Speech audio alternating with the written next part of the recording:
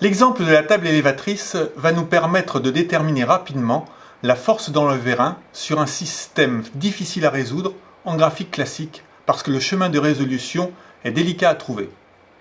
Voir à ce propos la playlist dédiée au calcul graphique classique.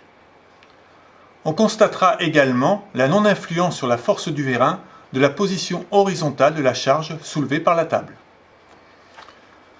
Il s'agit d'une table élévatrice à double ciseau. On ne prend en compte que le poids de la charge. Les galets B et S roulent dans des rainures et ne sont pas embutés. Le calcul pour trouver la force dans le vérin se fera en imposant un déplacement vertical de la charge et en mesurant la variation de course dans le vérin.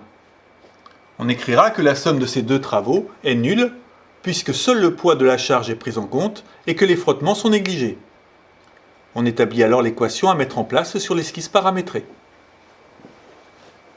On construit le schéma cinématique de la table élévatrice en mettant R à l'origine. On déforme la structure afin de ne pas générer de contraintes de géométrie qui n'existent pas, comme l'horizontalité de AB. Plutôt que mettre une ponctuelle en B, j'ai mis une pivot. Par contre, la distance AB ne sera pas cotée. On positionne S sur l'horizontalité de R, puis on symbolise C et F par des points qui sont positionnés au milieu des bras. On a ainsi AB horizontal, sans mettre de contrainte d'horizontalité. On positionne le vérin en cotant N par rapport à F et M par rapport à E. On positionne la table à une altitude donnée et on cote la longueur des bras, ce qui donne une esquisse totalement contrainte. On symbolise la charge à partir d'un pointillé qu'on positionne par rapport à A parce qu'il est fixe horizontalement. On réalise un copier-coller de l'esquisse qu'on positionne sur l'horizontale de la première. On descend sensiblement la charge et on cote en piloté le vérin sur chaque esquisse.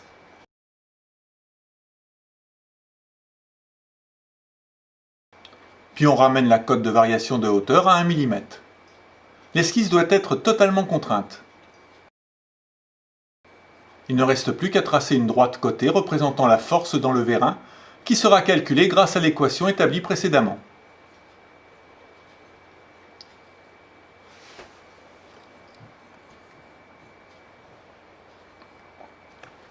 Comme d'habitude, pour s'assurer que le calcul est précis, on passe le décalage de 1 mm à 0,1 mm et on constate qu'il n'y a pas de variation dans la force du vérin. On constate qu'il est rapide de déterminer la force dans le vérin. Si on recherche les forces dans les liaisons, on peut également appliquer le principe des travaux virtuels.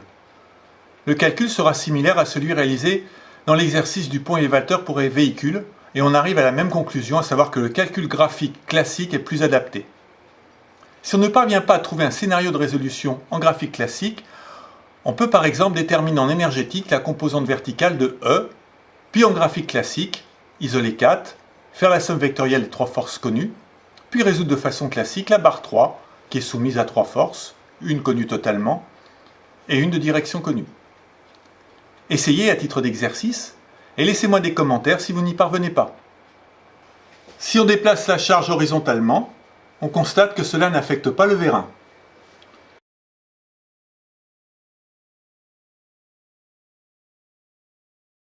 Si on modifie la course du vérin, ou si on descend le plateau verticalement, on constate que la force qu'il exerce varie. Le calcul énergétique permet facilement de déterminer la force d'un vérin, même dans le cas où on prend en compte le poids des différents éléments constituant la table élévatrice. Il suffit de calculer le travail de chacun de ces éléments, comme cela a été fait sur le pont élévateur pour véhicule.